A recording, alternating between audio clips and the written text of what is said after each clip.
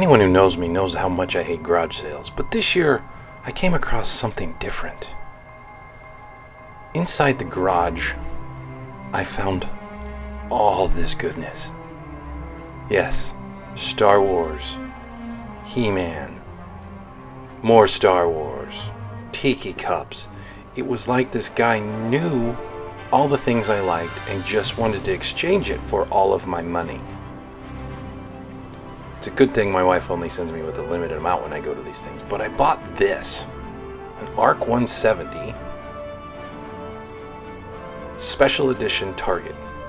Cheap price, like 20 bucks. But it was missing some parts. Well, I couldn't add this to my collection with missing parts, so I immediately went to eBay and realized these parts are stupid expensive. I paid $20 for the thing. I was going to pay $20 for 2 of the bombs. $18 for one of the cannon parts, and it wasn't everything. Look at that. Just the missile was $15. So what did I do? I Thingiversed it. That's right. I went to the internet, found some other giant nerd who had modeled all this stuff, and I printed it on my 3D printer.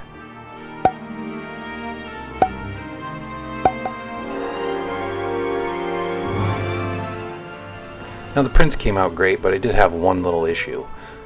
One little issue that I'm showing you on camera. The missiles wouldn't fit down the barrels. Not uncommon. Sometimes the tolerances are off, so nothing a drill bit can't take care of. I don't have the spring-loaded mechanism in there to shoot them out anyway. It's really more for show. The other problem I had is, I broke one of them. So someone got a little rammy, and yeah, I broke it. And they didn't take a long time to print, not at all. Not 4, 5, 6, 8 hours. But that's fine. And by now you're wondering, seriously, another video with his Bead Blaster? Well, I use the Bead Blaster on 3D prints because it really does a good job of evening them out and sanding them and getting into all the nooks and crannies. Nooks and crannies. I should put that in every video. Anyway, I use PETG, or at least that's what I used for this because it was on the roll when I started the print, but it really smooths out and gives me a nice finish on these 3D prints. It takes a little time, but takes a whole lot less time than trying to print these, or sand these, I should say, by hand. So there you can see right there just the difference it makes.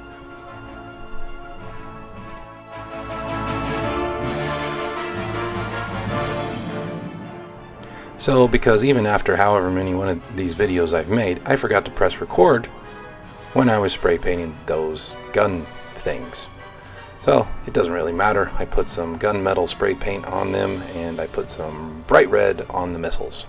I never paint all of my prints. I always try to leave some green or some of the whatever the native color of the print is, just for fun. I'm not trying to necessarily fool anybody or sell these on eBay for stupid money as a complete original set. These are just for myself, and I like the fact that I 3D printed them and painted them to make them look real.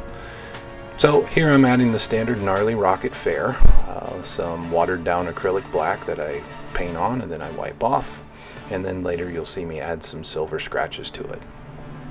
You'll also see in this picture the trapdoor and the bombs, which I haven't really talked about, but were also missing. And an important part of this entire setup, because how fun is it to pull that little trigger that you can see out on the handle and drop bombs? Yeah.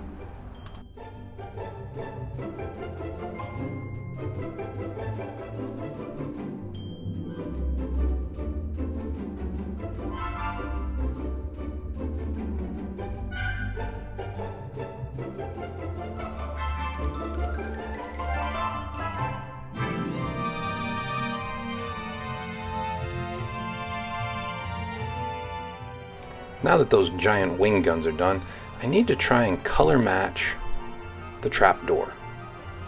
And I could sit here and explain a very fancy or scientific way on how I did it, but at the end of the day, I just eyeballed it.